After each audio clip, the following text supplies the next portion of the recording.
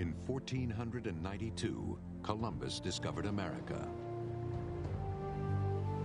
And for nearly 500 years, there could be no fact more certain.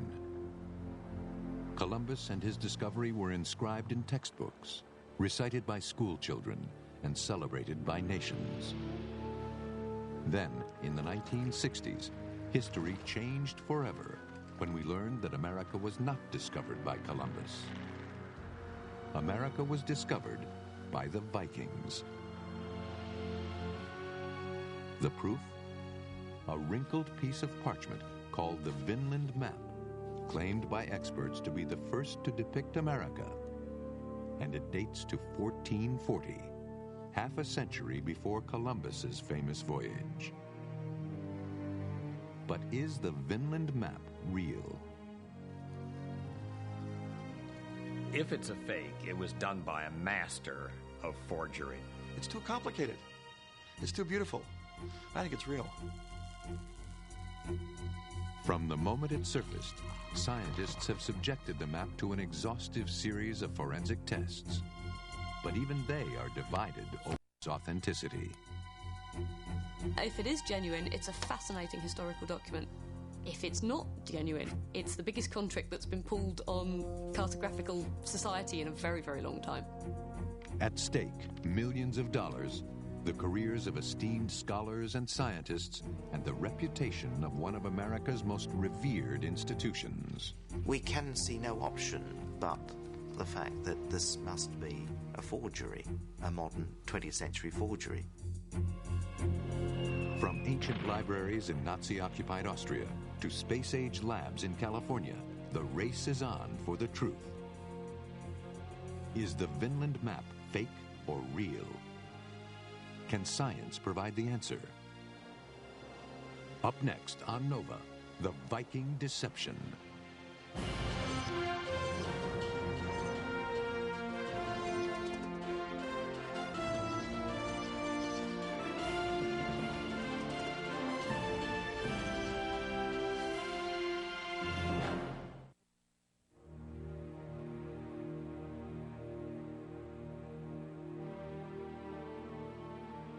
Here at the showpiece Beinecke Library, Yale keeps the Vinland Map safe for future study. Once, it had been proclaimed the map that changed history, challenging the gospel that Columbus discovered America and revealing the Vikings as the first Europeans to visit the New World. But today, the map is only accessible to select scholars who are investigating it not for its historical value, but rather to determine its authenticity. We don't take a position on the Vinland Map. I believe very strongly that we are here to make material available for scholars to use. As far as it's being real or fake is concerned, that is for the scholars who study it to determine. If they determine it's real, it's the most valuable map in the world. If it's fake, it's a worthless piece of parchment.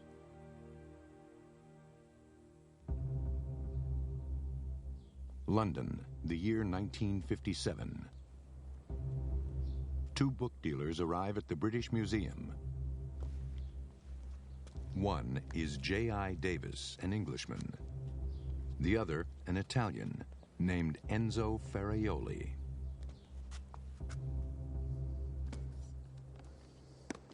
Ferraioli and Davis are hoping the museum experts will authenticate an intriguing volume they are offering for sale. The bulk of the book is a medieval manuscript called the Tartar Relation.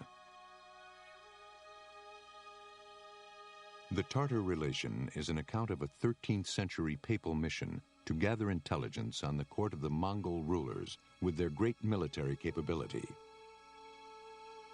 The manuscript Ferraioli and Davis are offering was transcribed by monks in the 15th century and bound together with a world map that appears to illustrate the text. To the east of Europe, the map shows lands conquered by the Mongols, the Himalayas, and even the island of Japan. But to the west of Europe, it reveals Iceland, Greenland, and a new world, one that until then had never been seen on a map. A distant island in the North Atlantic labeled Vinlanda, where America lies. Here it was, in black and white. And it showed America in relation to recognizable parts of the world, such as Africa and Asia and the Scandinavian countries, Great Britain. No question where it was. Was this map evidence that the Vikings set foot on America before Columbus? At the time, the only hint this could be true were two Norse chronicles called the Vinland Sagas. The word saga means telling, oral tales. And they were stories, oral histories, that were partly passed down for the edification of the next generation. Some of them were for entertainment more than anything. The Vikings were the greatest explorers of the Middle Ages. Their sturdy ships and seafaring skills took them far from their Scandinavian homelands and across harsh North Atlantic seas. By 870, they had reached Iceland. A century later, they colonized Greenland. And now, this map not only depicts Vinland where America is, it also includes a short inscription above Vinland describing its discovery by the Vikings. Suddenly, the Vinland map cast doubt on 500 years of textbook history. I was taught that Columbus discovered the New World. So was every other child the world across. And so this then was revolutionary in that sense. In 1957, when book dealers Ferrioli and Davis brought the map to the British Museum, it was the first serious evidence besides the sagas that the Vikings had discovered America. The Vinland map looked so good, two of the museum's experts were convinced it was genuine. But the head of the manuscript department, Bertram Schofield, had doubts. He was troubled that Ferrioli would not reveal anything about the map's previous history.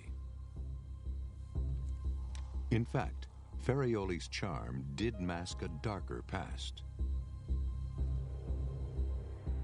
He was a fascist who, during the Spanish Civil War, had fought with General Franco's troops. Some claim he had a reputation for shady deals. He knew very well who he could buy just with little gifts, invitations to lunch, good cigars, good spirits and wines. In other words, he knew perfectly what everybody's price was in order to win their trust. Bertram Schofield refused to give the British Museum's stamp of approval to the Vinland map. Without authentication, Ferrioli and Davis would not be able to ask a high price. They decided to try another strategy. Geneva was one of the hubs of the European rare book trade. One Swiss dealer, the firm of Nicholas Rausch, was holding a series of auctions of books and manuscripts relating to the discovery of America. But without proof that it was genuine, Rausch would not sell the Vinland map. He did, however, introduce Ferrioli to a young American dealer, Lawrence Whitten. He was extremely knowledgeable. He was a linguist, familiar with most Western European languages. He was a Latinist. And his catalog descriptions were erudite. He was a very knowledgeable dealer. Away from the close scrutiny of the sales room, Ferrioli offered Whitten the Vinland map. Despite the map's lack of a proper pedigree, Whitten, as he later wrote in a publication for Yale, was captivated. Whatever the Vinland map and the Tartar relation may ultimately prove to be, I fell under their spell in 1957. Whitten paid Ferrioli $3,500 for the Vinland map volume, In 1957, that was big money. But if he could prove that the Vinland map was drawn before Columbus arrived in America in 1492, he stood to make a fortune.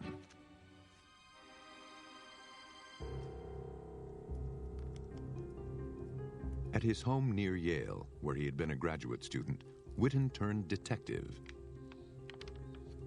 He started by trying to date the manuscript with which the map was bound, the Tartar Relation. The Tartar Relation was mainly written on paper, and Witten discovered faint watermarks of an ox's head.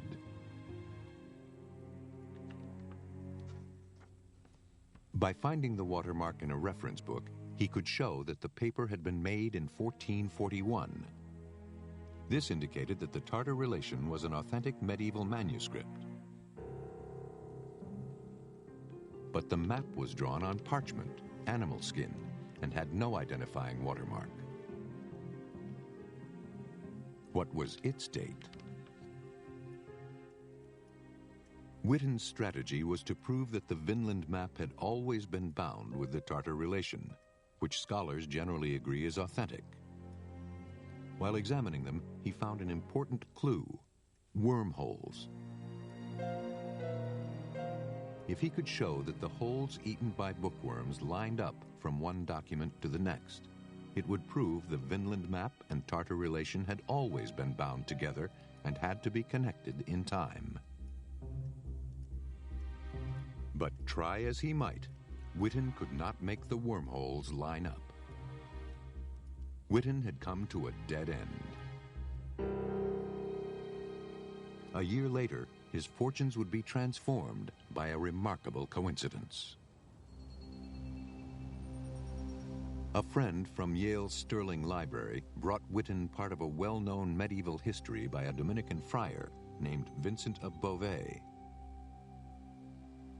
It was called the Speculum Historiale, or Mirror of History. That night, after dinner, he sat down with the manuscript and compared it to the Tartar Relation and the Vinland map. Immediately, he was struck by an amazing coincidence. My adrenaline began to flow as it dawned on me that the wormholes through the Vinland map exactly matched those at the front of Vincent de Beauvais' speculum, while the ones in the Tartar Relation just as perfectly matched those at the end of the same volume. As far as I was concerned, the Vinland map was authenticated then and there, beyond any reasonable shadow of doubt.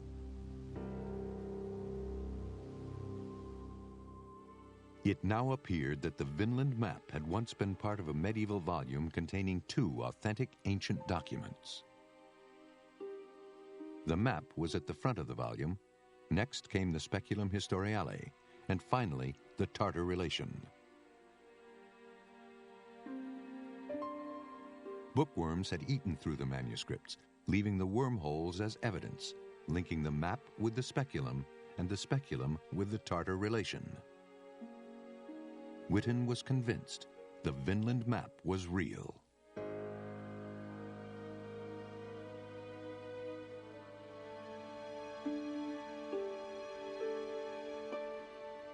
Witten offered it for sale to Yale University. Alexander Vitor, the curator of the map collection, turned to one of the university's wealthiest and most generous alumni for help. Billionaire Paul Mellon was intrigued by the idea that one map could radically rewrite history. The exact price he paid has never been revealed, but in return for what has been estimated as hundreds of thousands of dollars, according to Alexander Vitor's wife Anna, Mellon set one crucial condition: secrecy. Well, he wanted it to burst on the world and that everybody would be thrilled and this would change all history. So my husband came back and said, "You've got to keep it a secret and not tell anybody about it because I'll be in great trouble with Mellon." Yale selected 3 scholars to quietly try to authenticate the map. While they were working, a remarkable find lent further support to the Vinland map's message that the Vikings were the first Europeans to reach America. Since 1960, Norwegians Helga and Ann Steen Ingstad had been searching the Canadian coast for evidence of a Viking presence. At the fishing village of Lance aux Meadows in Newfoundland, they were taken to the remains of what locals described as an Indian camp. The Ingstads began excavating. Over the following years, they uncovered the remains of what appeared to be typical 11th century Viking buildings. And the artifacts inside them left no room for doubt. The only people who produced bronze ringed pins and iron nails that looked like these were the Vikings. The Ingstad's announcement provided the archaeological proof that the Vikings had beaten Columbus to America.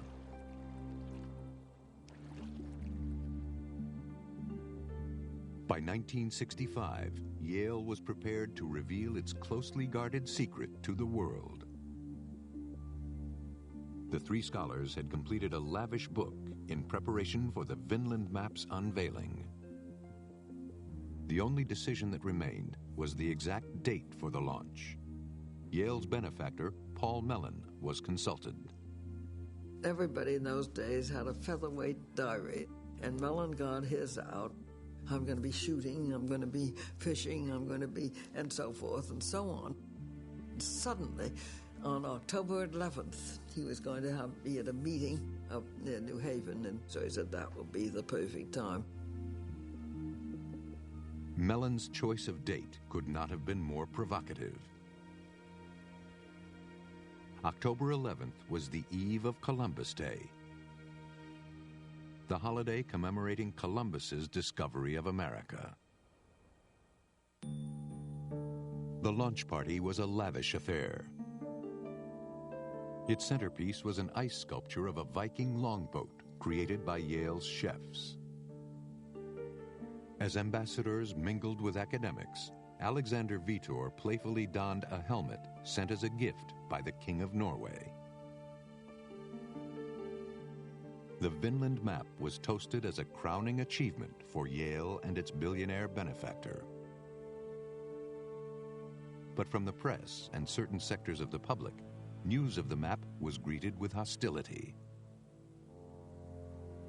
The public was firmly convinced that Columbus had discovered America because that's what they'd learned in school, and suddenly they were told that it was not Columbus who discovered America, but the Vikings.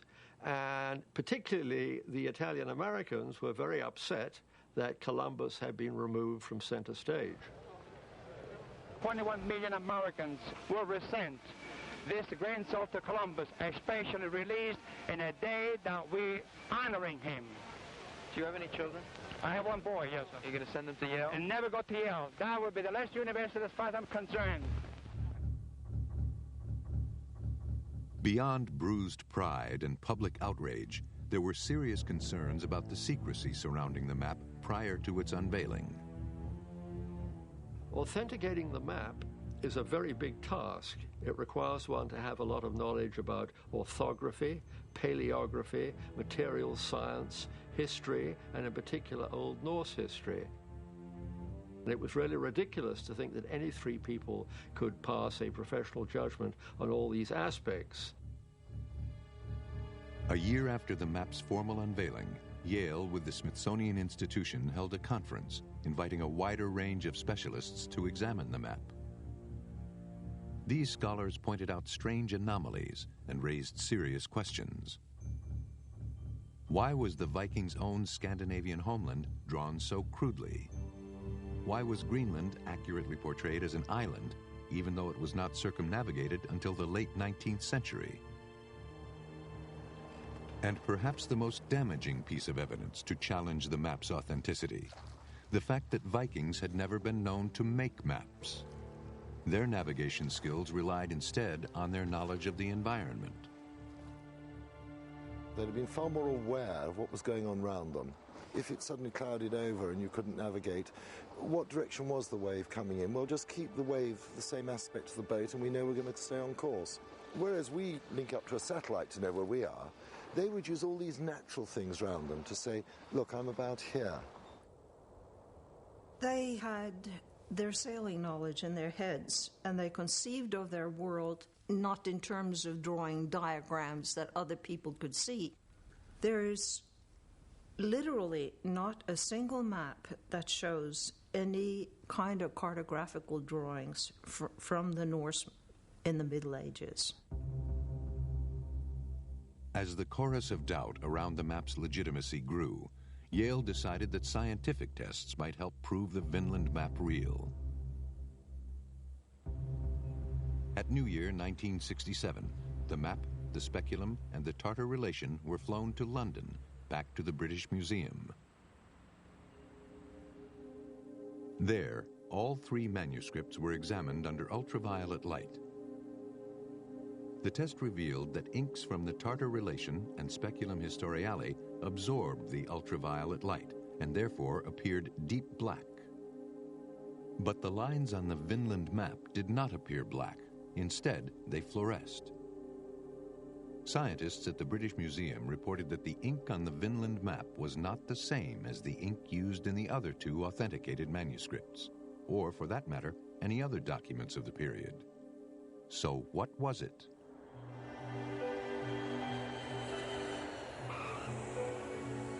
Yale had the map flown back to the U.S. and contacted the Chicago firm of McCrone Associates. Dr. Walter McCrone was famous for pioneering the use of the microscope for forensic analysis. He achieved international fame for investigating the mysteries surrounding the deaths of Napoleon and Beethoven, and for uncovering evidence that the Shroud of Turin, with its image of Jesus, was a fake. Now, McCrone and his colleague Anna Tietzoff turned their investigative skills on the Vinland map. Under low magnification, they found that the outlines on the map seemed to consist not of a single line, but two, one on top of the other. There was a yellow line, and wandering back and forth was a black line, or little pieces of black pigment. The yellow line was very distinct, while the black line was flaking off. McCrone asked Tietzoff to lift tiny samples of the yellow line for analysis. With the polarized light microscope, Tietzoff can control the angle of the light passing through the substance and identify it by the special way it refracts and absorbs that light. On the Vinland map, when the light was shown onto the map's surface, the yellow ink particles appeared white. But when the light was shown through the map, the yellow ink appeared dark. These unique refractive qualities were a vital clue to the ink's ingredients. It was kind of a unique material. It would have to be something like anatase. Anatase is a form of titanium dioxide that occurs naturally as a mineral ore. When refined, its reflective properties make it ideal as an ingredient for paints and pigments.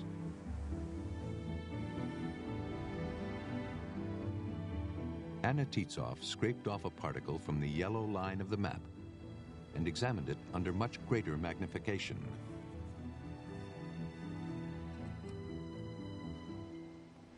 She used a transmission electron microscope, which gives a very precise image of particle size and shape.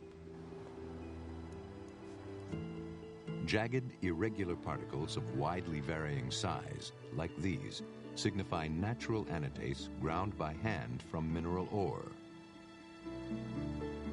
But the samples McCrone took from the Vinland map were a different shape. The yellow particles were nearly all the same size and had rounded edges. This indicated that the anatase was synthetic, and synthetic anatase was not widely produced until 1917. We knew from then on that we weren't dealing with an ancient map. It was a modern ink. McCrone and Tietzoff sent their report to Yale. If the ink was modern, then the Vinland map was likely a forgery. The careers of eminent scholars were threatened. The relationship between Yale and its generous benefactor was strained. The reputation of one of the world's most illustrious institutions was tarnished. And the most valuable map in the world was in danger of becoming a valueless fake.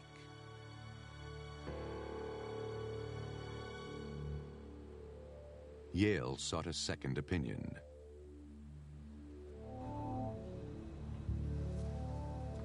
Since the late 1970s, a team at the University of California at Davis, headed by physicist Thomas Cahill, had been using nuclear technology to identify airborne pollutants. He had successfully used the same technology to analyze a Gutenberg Bible. Now, on the recommendation of the Smithsonian and the FBI, Yale hired Cahill to see if his technique could shed light on the Vinland map. Shielded inside a 10-foot concrete shell is the cyclotron. It uses an immensely powerful magnet to accelerate protons to enormous speeds. The protons are then focused in a beam down a steel tube. When the beam strikes an object, it generates a unique signature that measures the amount of each element that is present. The sensitivity is very great. In principle, we can see down to thousandths of a millionth of a gram of material. Over 2 days in 1985, Cahill's team took over 100 readings from the whole of the Vinland map.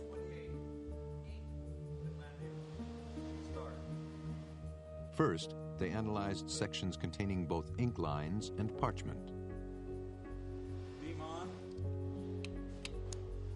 Then they measured blank parchment. Beam off. In the case of the Vinland map, we have parchment and very small amounts of ink on it. One has to know what the parchment looked like compositionally to be able to subtract the ink from it. So we always went ahead and measured the parchment right next to the ink line. Take the two measurements, subtract out the parchment, what's left over is the ink. Cahill could then produce a list of elements in the map's ink. Walter McCrone had reported large concentrations of titanium or anatase. But Cahill was astonished to find hardly any. Well, the big surprise was that when we first did the analysis of the ink, that we saw almost no titanium. We've been expecting tons of titanium. It wasn't there. The results, in fact, contradicted the McCrone results directly. Cahill argued that if anatase, a form of titanium dioxide, were present in the ink, he should have seen much more titanium in his results. He suggested that the particles that McCrone had analyzed may have been contaminated, perhaps by flakes of modern paint that had fallen from the ceiling. A small amount of material like that on the map could have been picked up as a crystal and then analyzed and looked like modern paint. It might have been modern paint.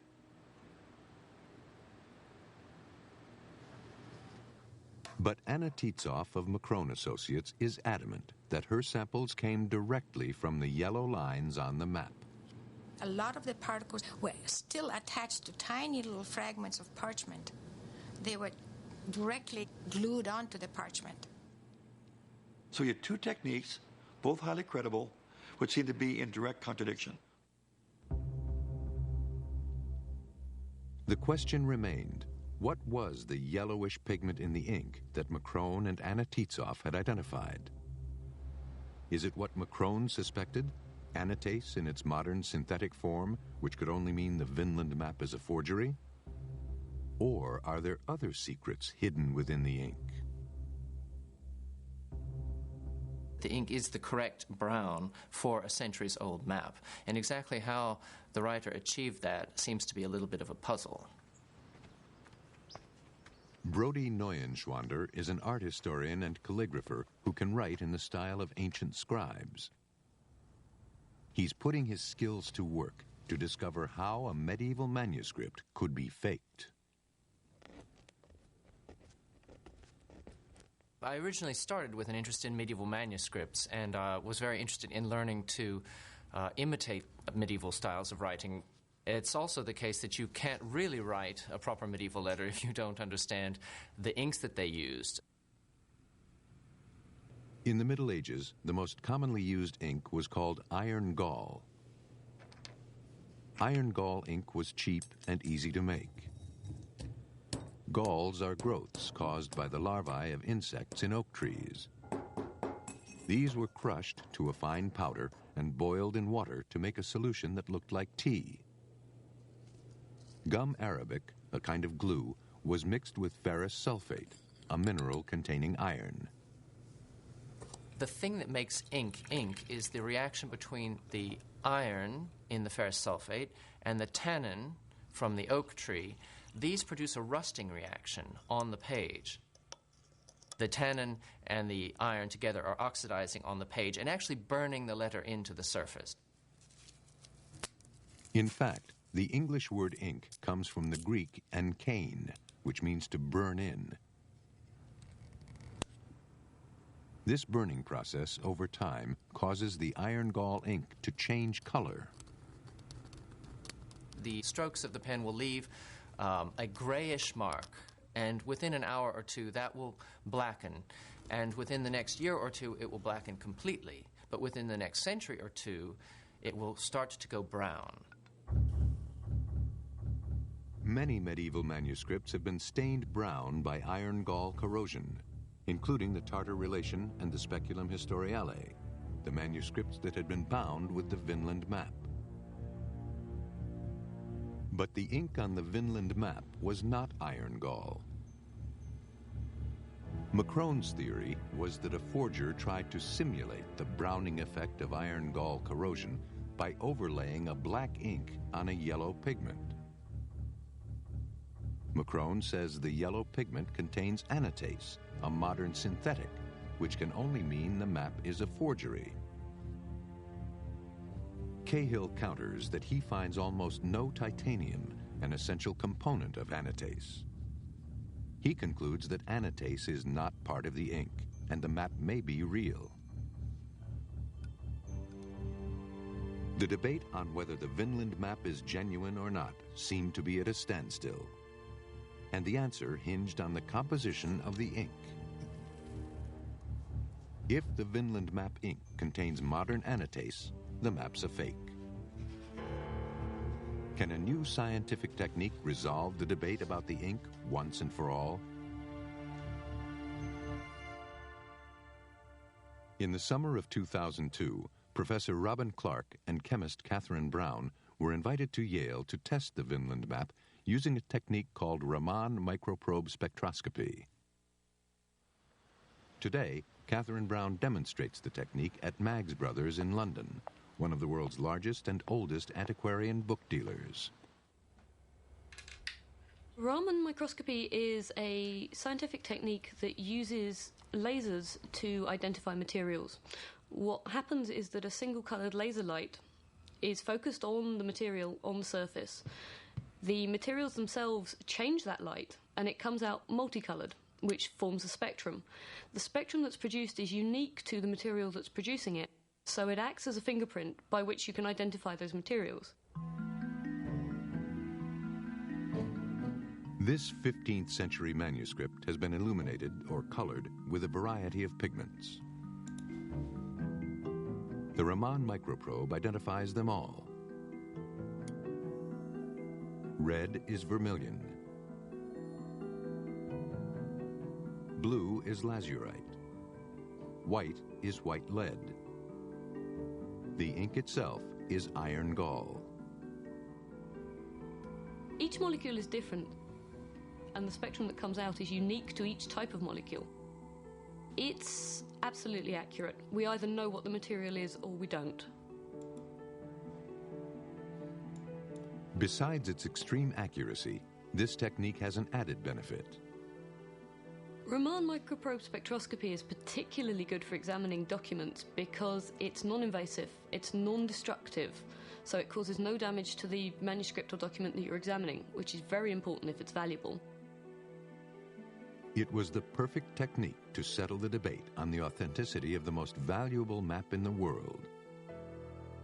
Brown and Clark shot their laser light at the Vinland map.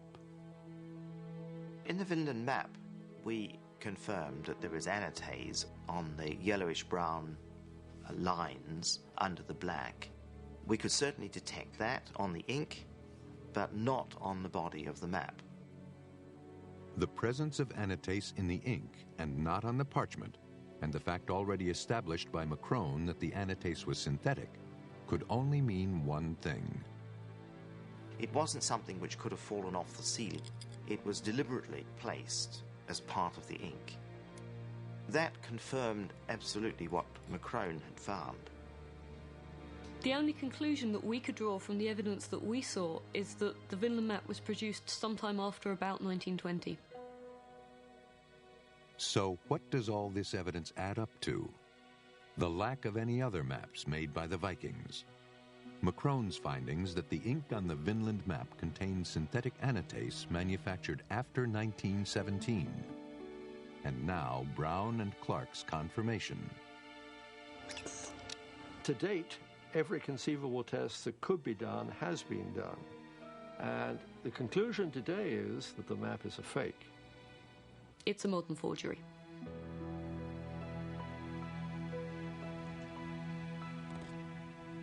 But if the Vinland map is a fake, who is the forger?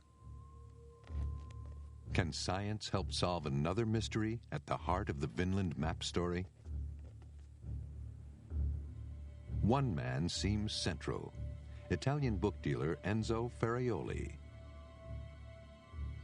It is through Ferraioli that the Vinland map and the Tartar relation come together. And later, it was revealed that Ferraioli was involved in brokering the Speculum Historiale. Ferraioli made Spain his adopted country, and it is there where important clues to the forgery can be found.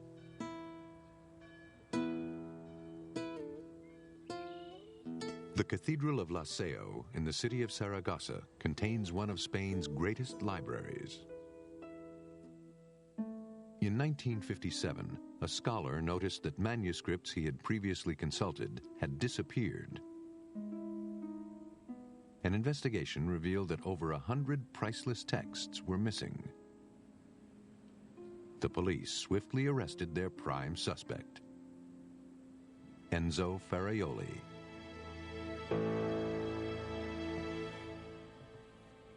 At a special tribunal, the prosecution claimed that Ferraioli had charmed the librarians who allowed him to roam at will through their collection. Apparently, Ferraioli took away the books very slowly. Some he would borrow and wouldn't return.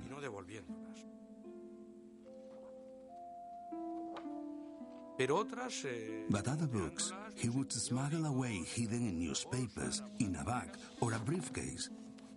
And then, of course, the perfect system was to destroy the record cards, so nobody could ask for these books.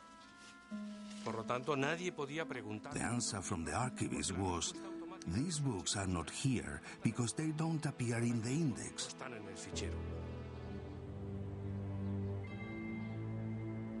Ferraioli was convicted of the theft and sentenced to 8 years and a day. He was released early due to ill health. No one knows if the Tartar relation and Speculum Historiale were among the documents stolen from Saragossa. But a new witness has come forward with even more incriminating evidence about Enzo Ferraioli's past. Diego Gomez Flores is a retired rare book dealer. He was born in France, but emigrated to Spain after World War II. Gomez first met Enzo Ferraioli in Barcelona and remembers a day in the mid-50s when Ferraioli gave him a lift in his distinctive Fiat Topolino. Ferraioli bragged that he had obtained the manuscript of the Tartar relation and bound it together with a map. He said, They had folded it and placed it in the binding. In order to pass it off as authentic, the map had to be bound in. So it was the form in which they were able to sell the book, as if the map was part of the book.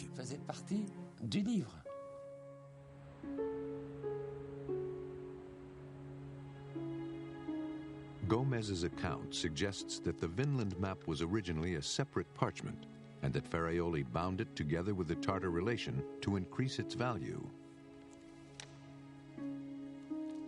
But Gomez's recollection leaves one key question unanswered. Where did Ferraioli get the map? Historian Kirsten Siever has spent 10 years scouring European archives, searching for the origins of the forgery.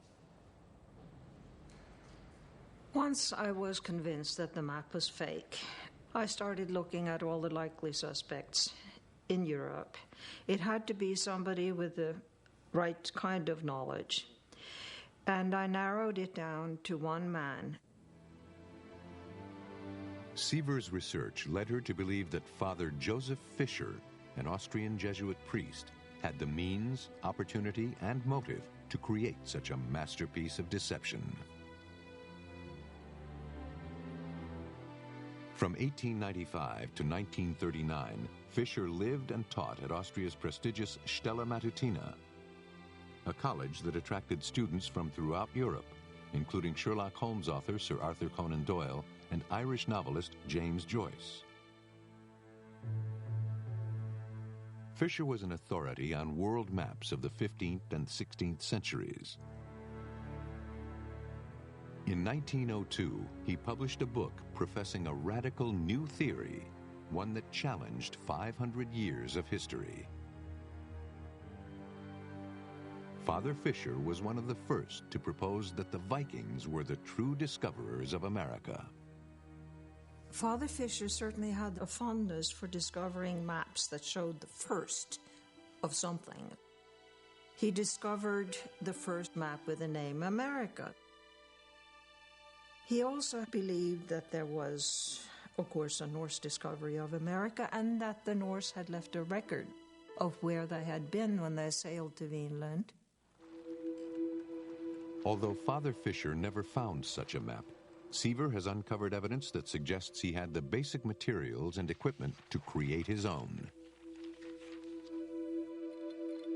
His scholarly standing gave him access to blank parchment from medieval manuscripts. Fischer's father was a painter who could have taught him how to mix pigments to make ink look older. Siever has even discovered similarities between Fischer's handwriting and the text on the Vinland map. There are two kinds of handwriting on the Vinland map. Both of them have enough pointers to Father Fischer to make it worth investigating on that alone. But what would have been Father Fischer's motivation? Siever contends that Fischer believed so firmly that the Vikings discovered America that in the mid-1930s he set out to create the map that he thought should exist. He would not have looked upon it as falsifying the cartographic record.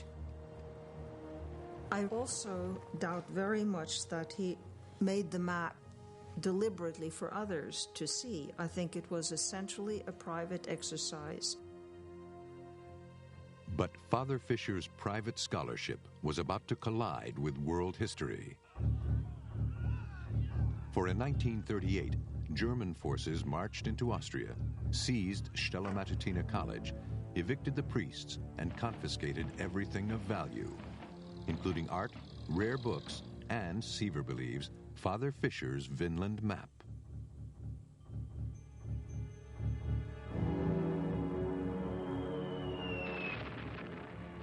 Hitler's campaign of world conquest was fueled by a belief in an Aryan master race, embodied by Germans who traced their cultural roots to the Vikings.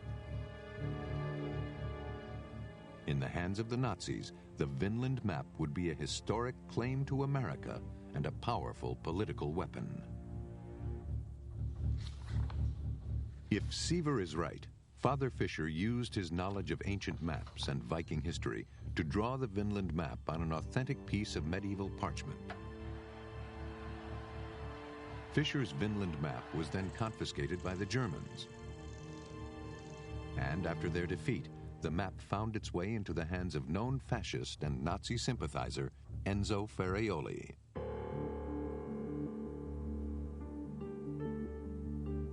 A first step in determining if Father Fisher was the actual forger is to see if the parchment on which the Vinland map is drawn is medieval in origin. One way to date parchment is by carbon-14 analysis. Since parchment is smoothed animal skin, this technique uses the regular decay of carbon atoms to arrive at a date within a probable range of accuracy. The only problem is the process destroys the sample. But Yale agreed to let a group of scientists under the direction of Garman Harbottle cut the smallest sliver from the map. Here was this thing worth many millions of dollars. It was horribly nervous. I was a nervous wreck during the time the thing was going on.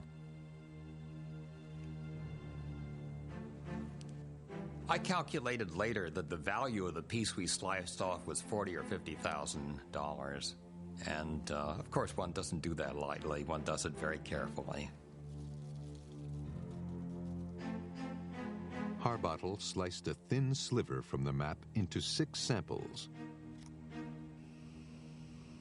The first sample tested dated to the 1950s. Thinking the modern date a mistake, perhaps due to contamination or a poor attempt at conservation, Harbottle's team cleaned off the surface of the remaining samples with acetone.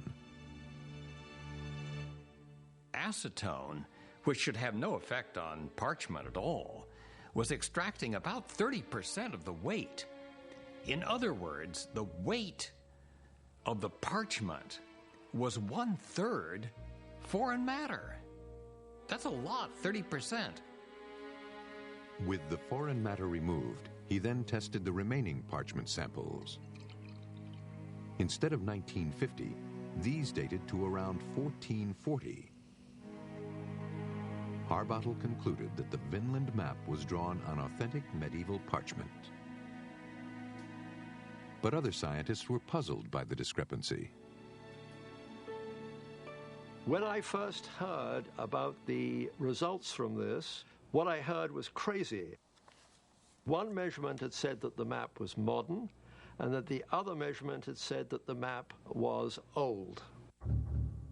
What could account for such radically different test results? One possible answer is a crude attempt at conservation carried out in the 1950s. Another answer lies in a centuries-old process for turning rough animal skin into finished parchment by adding a coating that provides a smooth writing surface.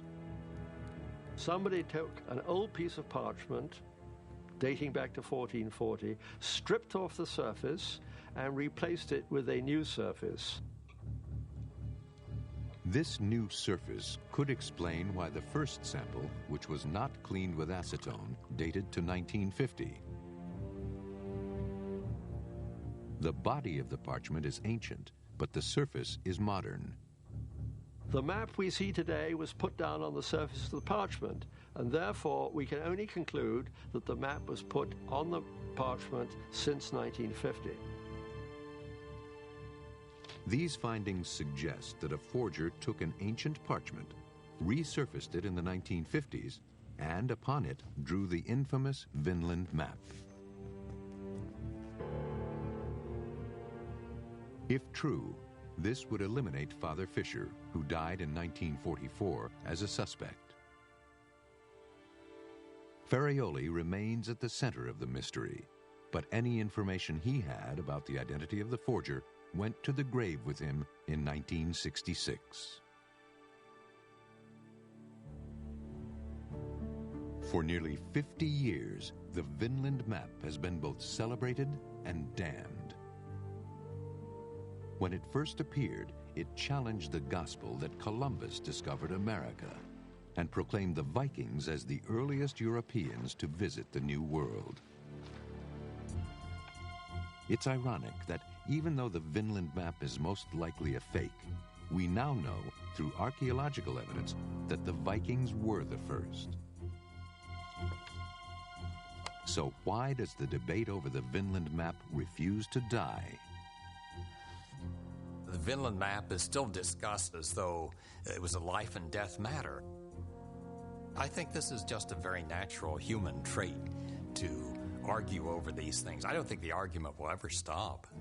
I think it's all part of the scientific ethos that we are interested in knowing answers to questions and finding out what's true and then dismissing speculation that is clearly not true. Scientific data has shown that it's a fake. The scientists are just reluctant to accept it. Even now, new studies are underway, but it is unlikely they will settle the debate.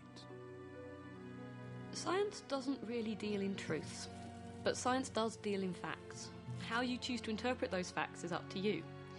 Given the facts that we have seen with the Vinland map, I conclude that it's a forgery. Other people still disagree.